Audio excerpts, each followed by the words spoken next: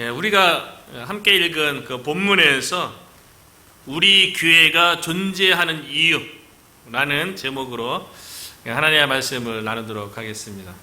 제가 플로리다에서 한 10여 년 사역하고 또 이곳에 와서 사역한 지 공식적으로 딱 2년이 되는 날이 5년인데요. 지난 날들을 생각하면서 2년 동안 사역하고 열심히 달려왔다 그러는데 어찌 보면 처음 모습 그대로인 것 같고 어쩌면 열매가 없는 것처럼 우리 가운데 이게 보일 수도 있고 그런 상황 가운데 있는데요.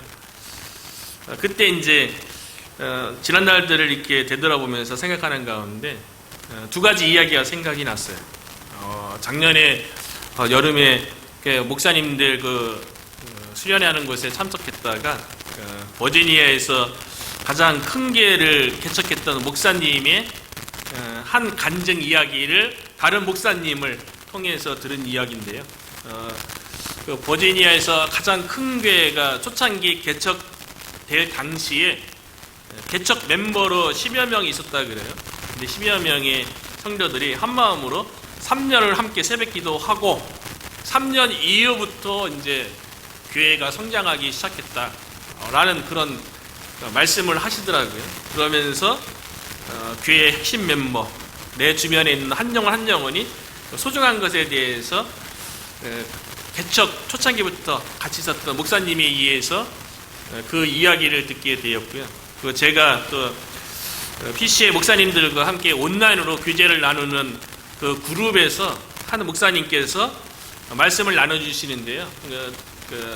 그분은 애틀란타에서 사역하시는 분이세요. 원래 애틀란타에 사역하다가 뉴저지에 가서 큰 교회에서 부교육자 하다가 담임 목사로 애틀란타에 다시 와서 사역하게 되었는데요. 그분이 지지난번에 이렇게 함께 삶을 나누는데 그분이 교회에 담임으로 부임해갖고 한 3, 4년 동안 아무것도 못했다 그러더라고요. 사역을 3, 4년 지나고 나서 성도들에 대해서 또 그 지역에 대해서 파악한 이후에 그때부터 자신이 하나님께서 주신 목회 철학, 비전을 가지고 조금씩 사역을 시작하게 되었다라는 게 생각이 되면서요. 우리가 2년 동안 달려온 것이 그냥 흘러가는 시간 속에 없어지고 묻혀지는 우리의 시간이 아니라 우리의 사역이 아니라 그 2년이라는 우리가 지내온 시간 속에 하나님이 함께 하셨고 하나님께서 사역하셨고 하나님께서 때가 되면 반드시 우리 교회 가운데 하나님께서 열매를 맺게 해줄 것에 대해서 생각되었는데요.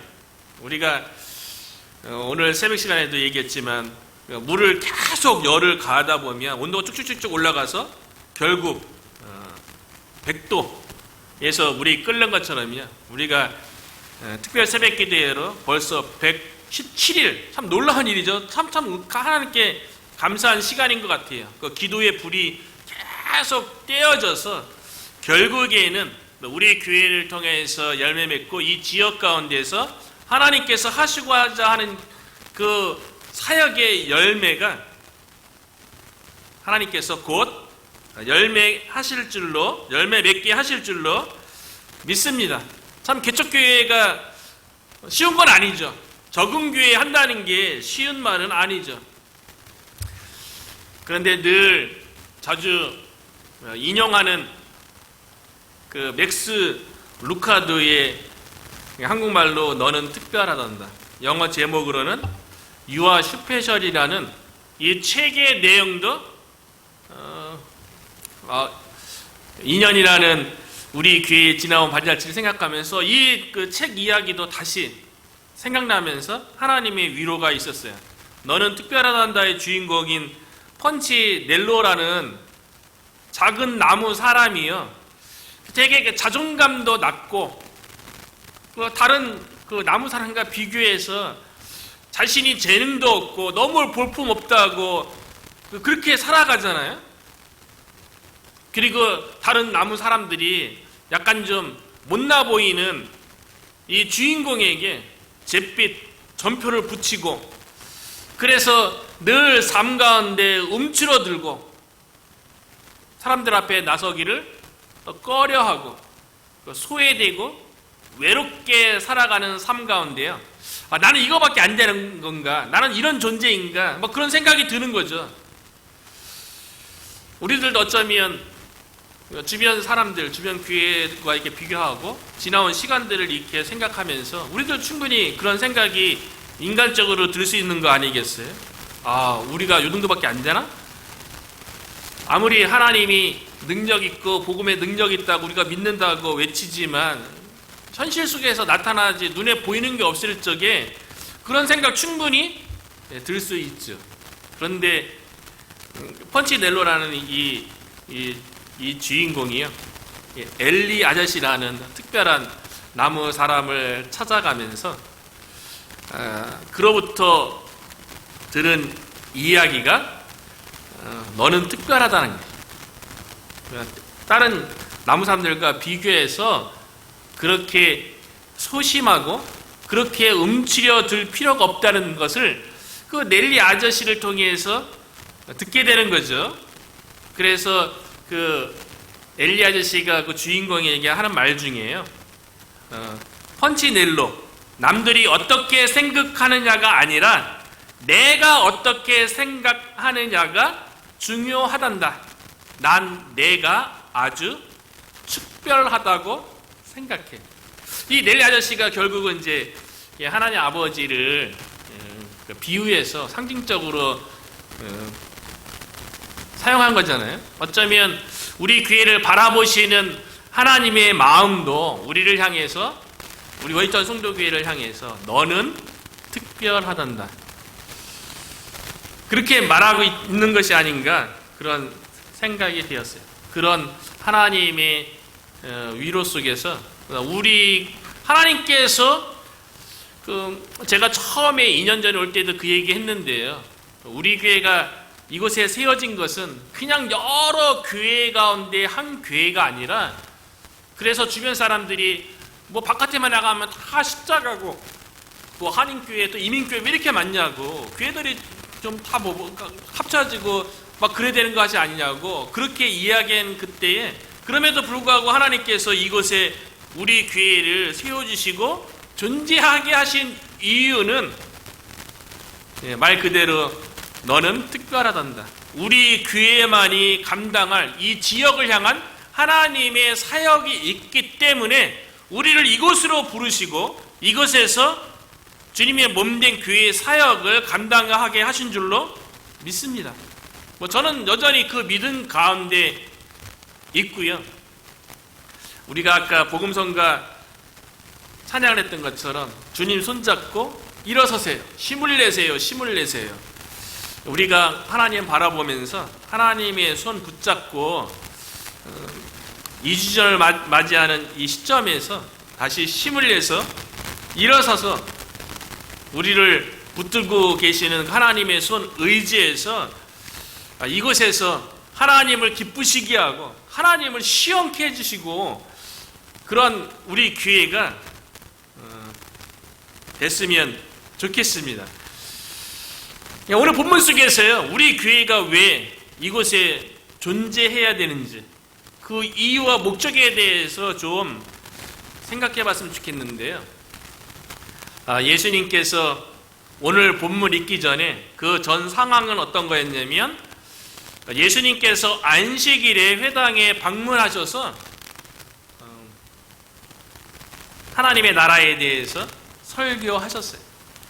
그리고 많은 사람들이 그 말씀에 은혜 받고 또 순종하는 일도 있었고요. 또 회당에 귀신 들린 사람이 있었는데 예수님께서 고쳐주셨어요. 또 이 소식이, 소문이 주변에 이제 알려지다 보니까 그 안식일에 많은 사람들이 또 예수님께 왔어요. 그래서 그들을 고치시기도 하고 귀신 쫓아내 주시기도 하시고, 또 예수님께서 그 회당에서 나와서 제자 중에 한 명인 그 베드로의 집에 가서 장모의 열병을 고쳐주고요. 또 이것이 또 소문이 나고 주변에 사람들이 몰려드니까요, 그들 가운데 각종 병들, 많은 사람들 예수님께서 고쳐주셨어요. 그러니까 예수님께서 안식일날 회당과 그 회당구 주변에서 또 베드로 장모 집에서 그 주변에서 많은 사역들을 한 거죠. 실질적으로 귀신을 쫓아내는 사역이 영적으로 엄청나게 에너지가 많이 소비되어져요. 왜냐하면 하나님 의지해야죠. 하나님의 힘으로 그 사역을 감당하는 가운데 많이 기진맥진하는 게 저도 한국에서 사역해봤지만 실제로 그래요. 그렇지 않다 할지라도 한 영혼을 고치고 한 영혼을 주님께 돌아오게 하는데 영적인 에너지가 얼마나 소비되겠어요. 예수님도 많이 지쳤을 거예요. 성경에 기록된 내용만 보더라도 많은 사역들을 안식일 하루에 다 한 거 아닙니까? 그런데 예수님께서 그 사역을 마무리하시고 저녁에 잠자리에 들었겠죠. 피곤한 몸으로 잠자리에 들으셨어요. 그렇게 피곤에 지쳐서 잠자리에 들었음에도 불구하고 이른 새벽 시간에 예수님께서 깨어나셨다는 거예요. 왜요? 기도로 하루 시작하려고. 35절이죠. 새벽 아직도 밝기 전에 예수께서 일어나 나강 한적한 곳으로 가서 거기서 기도하시더니, 참 예수님께서는 하나님의 아들이신데 그 본체가 하나님이기 때문에 하나님과 동일한 지혜, 하나님과 동일한 능력이 있으신데 그 예수님께서 뭐가 부족하다고 새벽 시간에 아직도 동이 트기 전에 그 캄캄한 그 시간에 한적한 곳, 왜 한적한 곳에 갔겠어요? 예수님이 하나님의 아들이지만 하나님 아버지와 더불어 1대1 관계를 맺기 위해서, 하나님 앞에 더 가까이 가기 위해서, 하나님과 친밀한 교제를 나누기 위해서 한적한 곳에 가신 것이죠.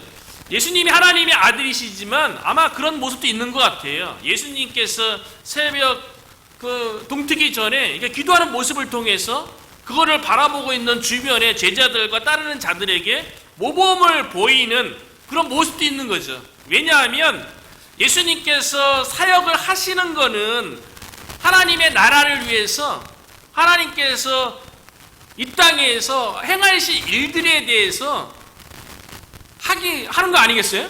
그런데 그 하나님의 일, 하나님의 구원의 역사, 그 모든 일들이 하나님을 찾고 의지하지 아니하고서는 어떤 일도 이루어질 수 없음을 예수님께서 친히 보여주시기 위한 거죠. 기도하지 아니하고 어떻게 하나님의 구원사역이 이루어질 수 있겠어요? 그리고 예수님께서 새벽에 기도하셨다는 것은 그날 하루 동안 수많은 사역들이 기다리고 있다는 것을 또 보여주기도 하는 거예요. 그러니까 예수님께서는 사역하기에 앞서서 먼저 기도가 앞섰다는 거예요. 이 구절을 보면서 2년 전에도 제가 동일하게 처음에 이 교회에 와서 함께 말씀을 나눌 때도요, 그런 이야기를 많이 나눴던 것 같아요. 요즘은 자주 안 했던 것 같은데 기도보다 성령보다 앞서지 말자, 그런 얘기를 했던 기억이 나요. 예수님이야말로 기도보다 성령보다 앞서지 않았던 거죠. 먼저 기도하고 먼저 하나님을 찾고 먼저 하나님을 의지하고. 왜 그랬을까? 그 전날 사역이 많이 바빠갖고 지치고 피곤한 몸 아니겠어요? 그리고 예수님께 온 사람 가운데 다 예수님 앞에 순하고 순종적인 모습으로 왔겠어요? 예수님께서 고쳐주는 가운데 또 자기 마음에 안 들면 예수님의 마음을 상하게 하고 말을 또 험하게 하는 사람들도 있었겠죠. 예수님도 사역 가운데 상처받을 만한 말, 행동 이런 거 경험했겠죠. 많이 지친 상태였을 거라고요. 그런데 예수님께서 새벽 시간에 한적한 곳에서 하나님과 만나는 그 시간 가운데 그 상처난 마음, 다 하나님과의 관계 속에서 우리의 마음이 언제 치유되어지고 회복되어집니까? 하나님과의 관계 속에서요. 하나님과 친밀하면, 성령 충만하면 사실은 우리의 마음의 모든 그 상처뿐만 아니라 마음에 억눌린 모든 것들도 다 풀어지는 거 아닙니까? 그리고 하나님과의 만남을 통해서 마치 콘센트에 전원을 딱 꽂으면 전원이 딱 들어가서 모든 전자기기가 기능을 하는 것처럼요, 마치 예수님께서 아침 새벽 시간에 하나님 앞에 나가 하나님과 딱 접속함으로 영적 에너지를 받는 거죠. 성령 충만함을 받는 거죠. 왜요? 그날 하루 동안 또 준비되어지고 다가올 사역들이 있기 때문에. 우리가 하나님의 사역을 감당하는 데 있어서 늘 기도가 앞섰으면 좋겠어요. 성령이 앞섰으면 좋겠어요. 어쩌면 그래서 서두에도 얘기했지만 저는 특별히 매달 첫 일주일을 정해서 첫 일에 특별 새벽 기도회를 갖는 것이 참으로 감사한 것 같아요. 그 기도한 것, 우리가 100일 이상 지금 기도한 것도 계속 대표지고 있는 거예요. 또 이 기도를 통하여서 우리가 위로와 힘을 얻는 거죠. 그 힘을 의지해서 우리가 사역을 감당하게 되는 거예요.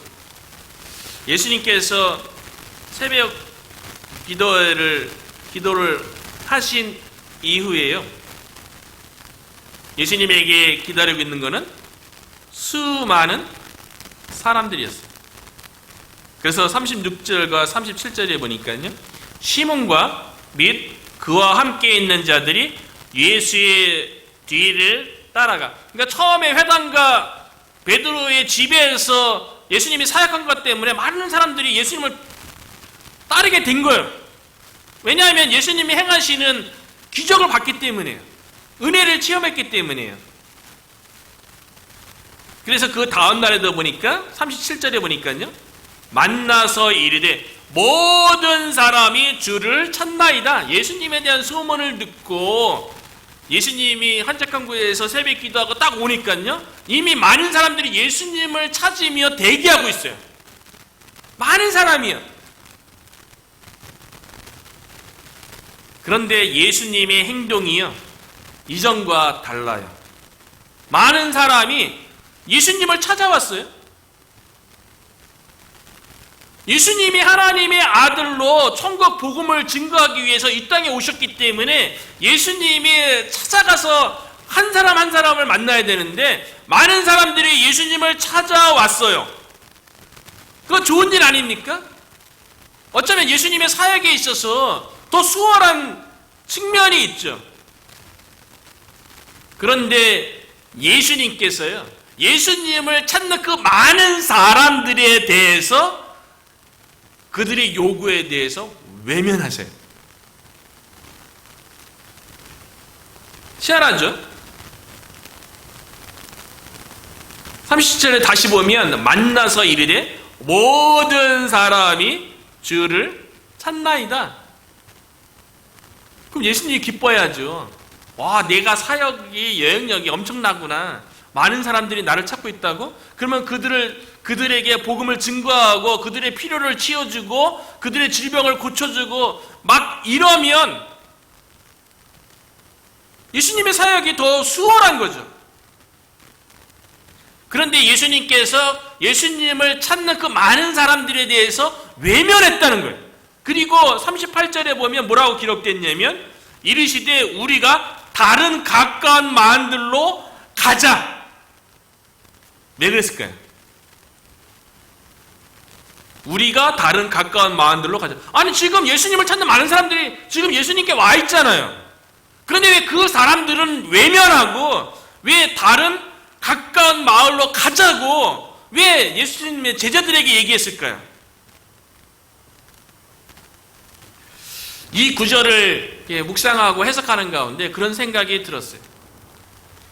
회당에서 또 베드로의 장모를 그 열병을 취했던 그 베드로의 집에서 그 사역에 대한 소식을 듣고 소문을 듣고 온 사람들이요, 그 사람들의 마음속에는 예수님을 통해서 예수님이 누구신지, 예수님이 전하는 그 복음이 무엇인지에 관심 있는 게 아니고요, 예수님을 통해서 그들이 구원을 받고 예수님을 통해서 생명을 얻고 천국 백성이 되는 데 관심 있는 게 아니고요, 예수님께서 병 고치고 귀신 쫓은 거에 그런 능력이 있는 예수님이라면 나의 뭔가 필요를 채워주고 나에게 도움이 될 거라고 생각되어져서 많은 사람들이 예수님께 온 거예요.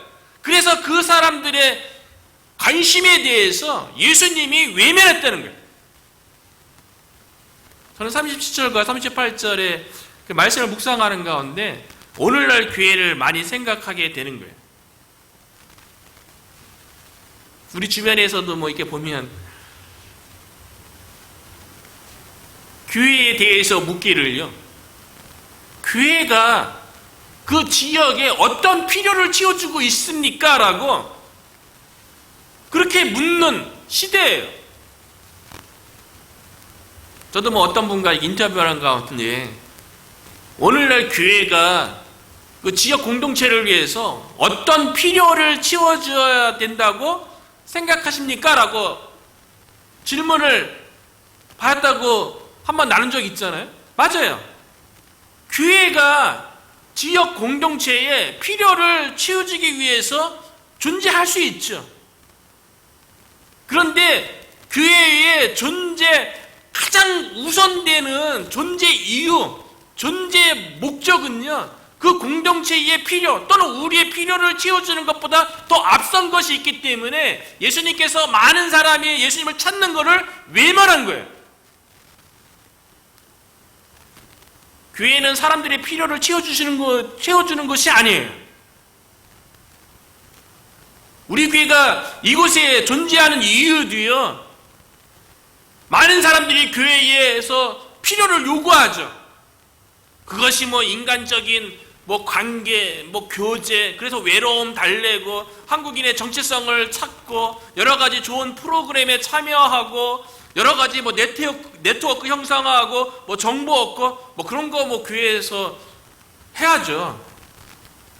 그런데 정통 교회에서는요, 성도들이 있기 때문에 성도들을 관리해야 되고 교회 행사를 해야 되고 교회 프로그램을 진행해야 되고 그러다 보면 교회에 가장 우선시 되는 것, 예수님께서 가장 우선시 되는 게 무엇이었습니까? 자기 자신을 찾아온 그 사람들의 필요를 채워주는 것이 아니라 다른 가까운 마을에 가서 전도하리니, 예수님의 첫 번째 관심은 전도예요.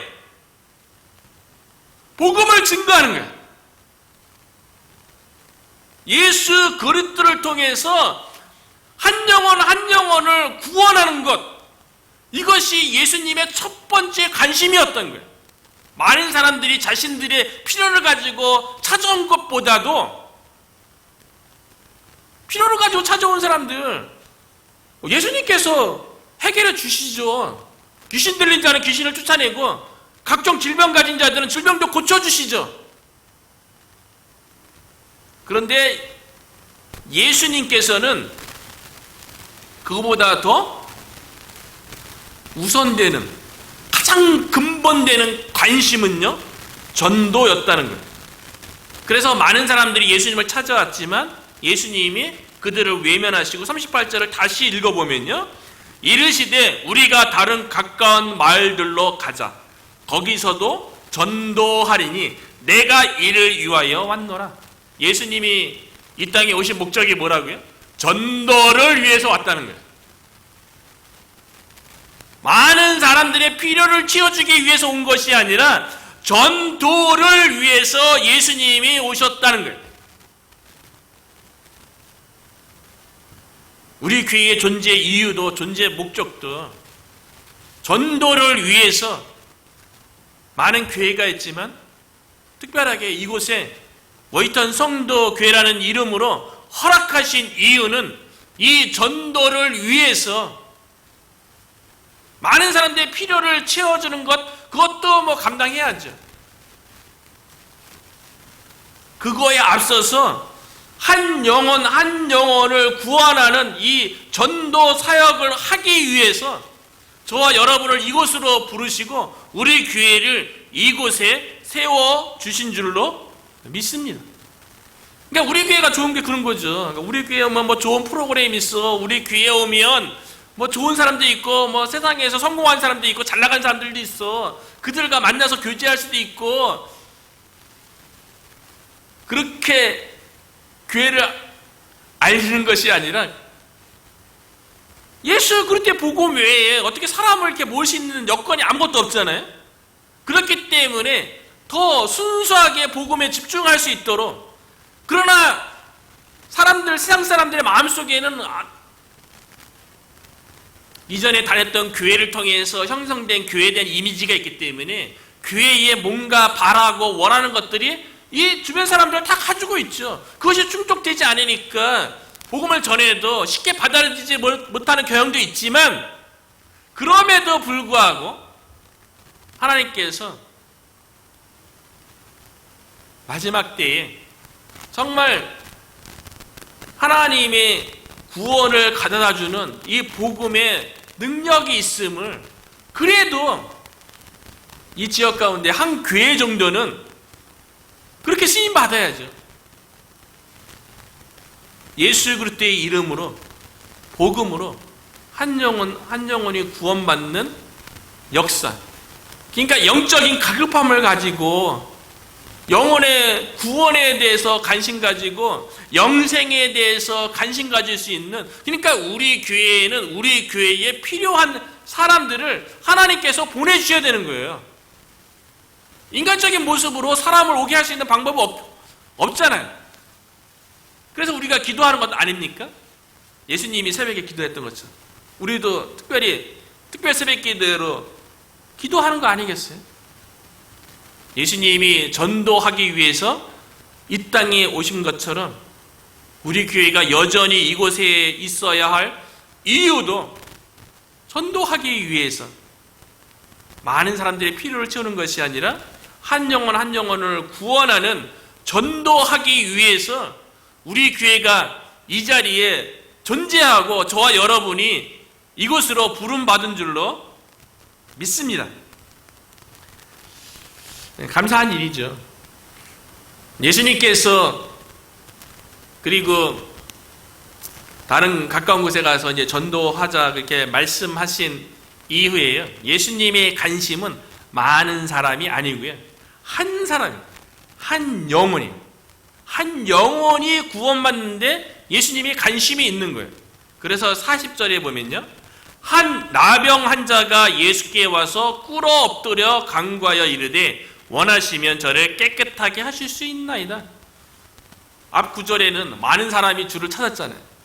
그런데 그 많은 사람에 대해서는 예수님께서는 외면하시고요, 그들의 필요를 들어주시는 것이 아니라 한 나병 환자를 예수님께서 관심 가지시고 한 나병 환자를 만나주신 거예요. 우리 교회가 예수님의 그러한 마음을 가져야 되는 거죠.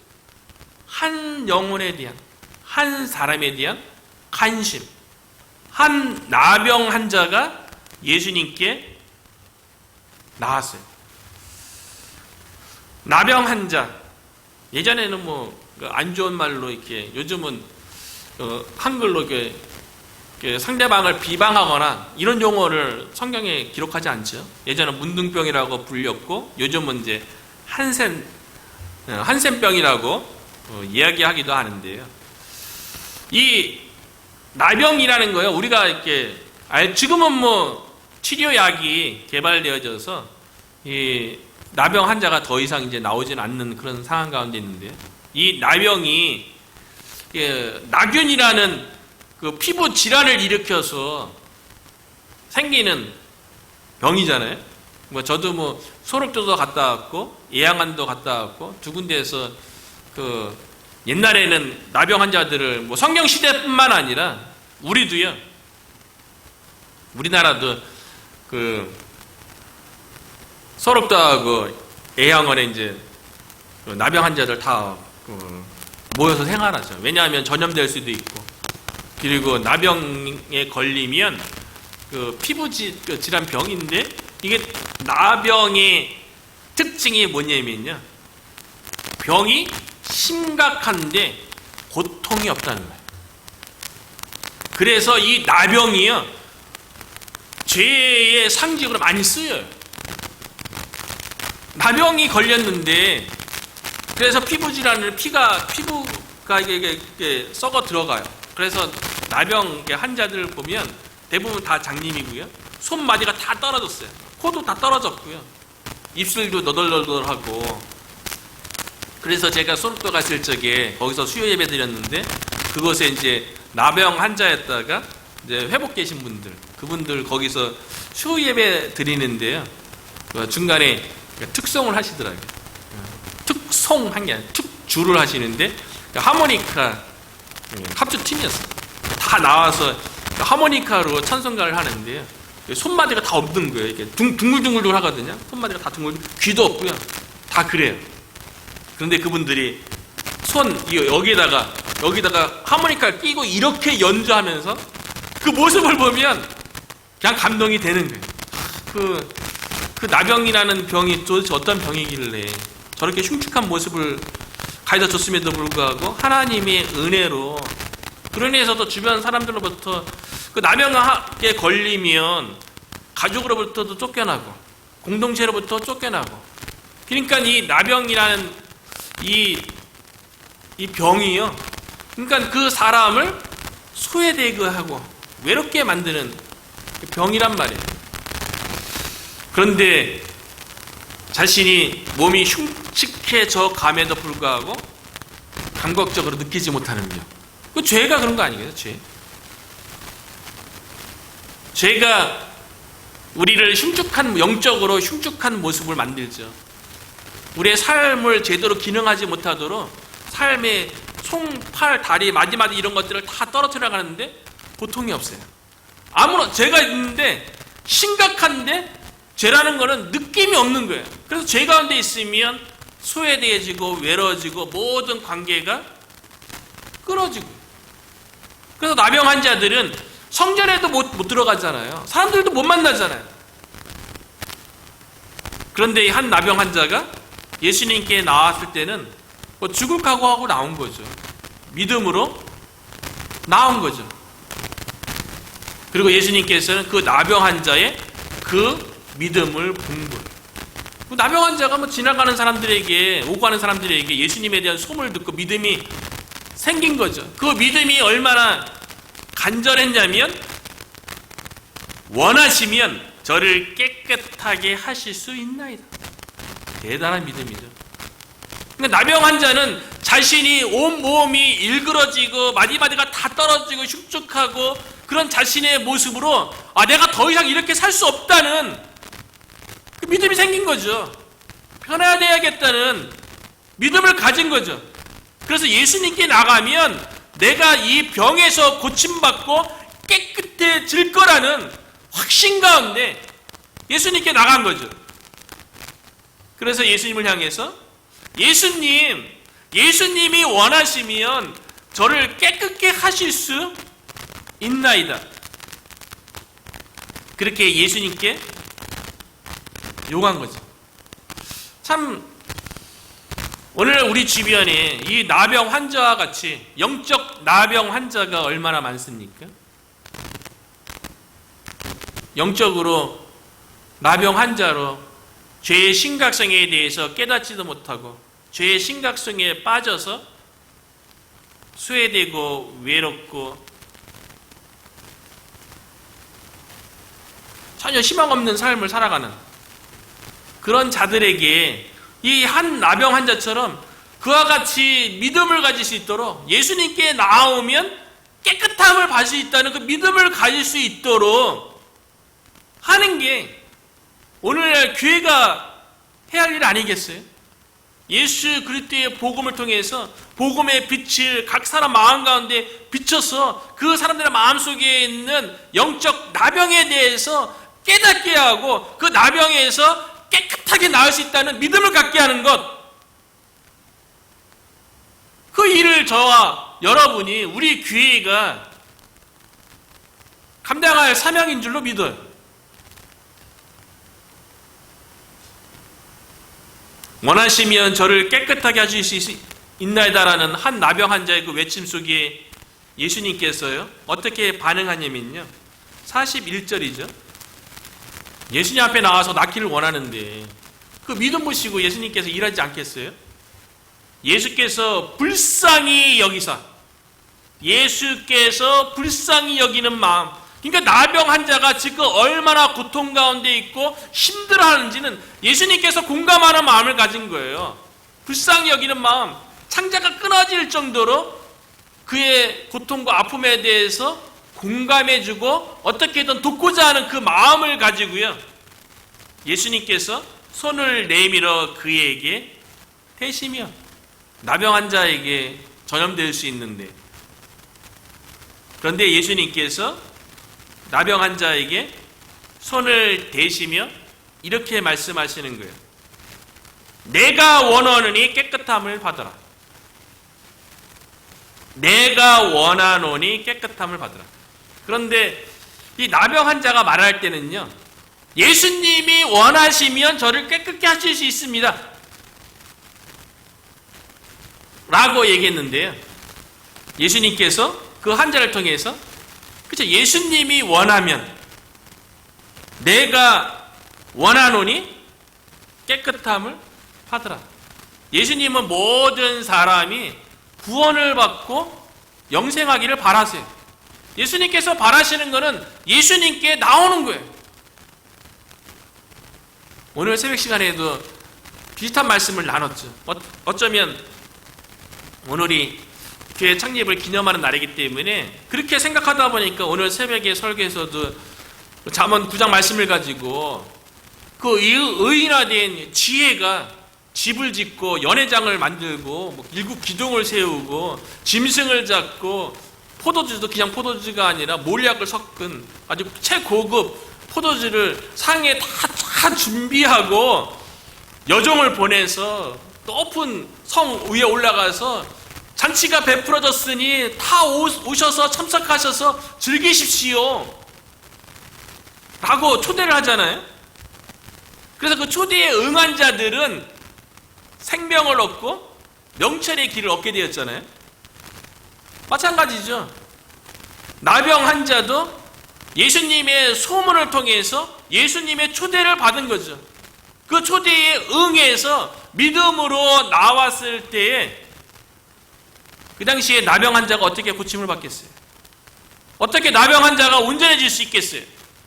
그랬는데 예수님의 초대에 응해서 예수님 앞에 믿음으로 나왔을 때에 그가 온전하게 고침을 받고 회복되었다는 거예요. 좀 전에도 얘기했지만 오늘날 우리 주변에 얼마나 많은 영적 나병 환자들이 많이 있습니까? 그들에 대해서 그들이 그 고통,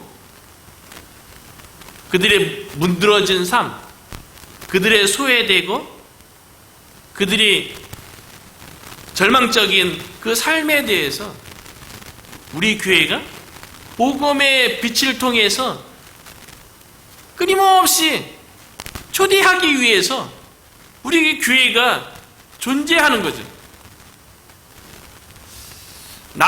한 나병 환자가 예수님에 의해서 깨끗함을 받았어요. 이 말씀을 보면서 우리들은 우리 주변에 있는 영적 나병 환자도 예수님으로 인해서 깨끗하게 고침받고 회복될 수 있을 거라는 저 여러분 가운데 믿음이 있습니까?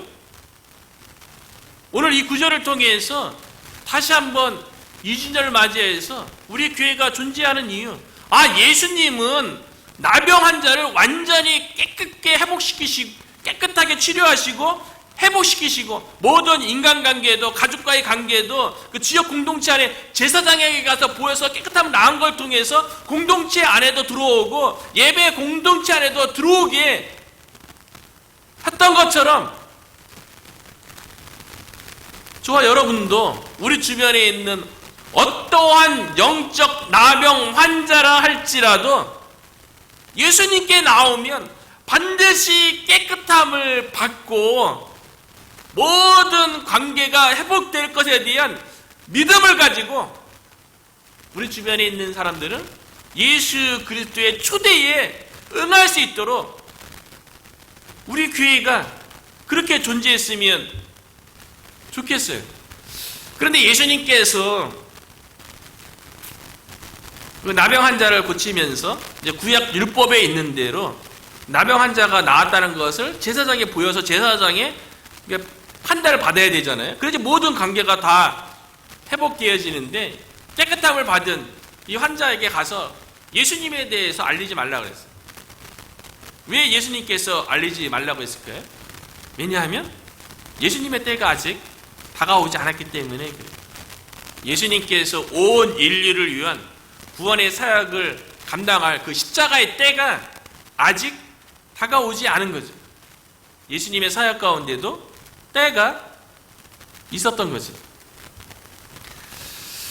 오늘 말씀을 마무리하고 우리 교회가 창립 2주년을 맞이하면서요, 다시 한번 말씀을 간단하게 요약하면서요, 이 시점에서 우리가 다시 마음에 다짐하고 믿음의 결단을 가져야 할 것들은요, 오늘 본문에서 다시 한번 생각해 보면 기도가 가장 먼저 앞서야겠다, 그런 생각을 해보고요. 그리고 많은 사람들의 관심, 많은 사람들의 필요가 아닌 하나님의 관심, 한 영혼이 예수 그리스도의 복음을 통해서 구원받는 이 일에 더 우리가 관심을 가지고요, 예수님의 마음인 그 불쌍히 여기는 마음이 우리 가운데 다시 한번 불릴듯 일어나고, 한 나병 환자처럼 우리 주변에 있는 한 영혼의 관심을 가지고 하나님의 때를 기다리는 저와 여러분이 되기를 주님의 이름으로 축원합니다.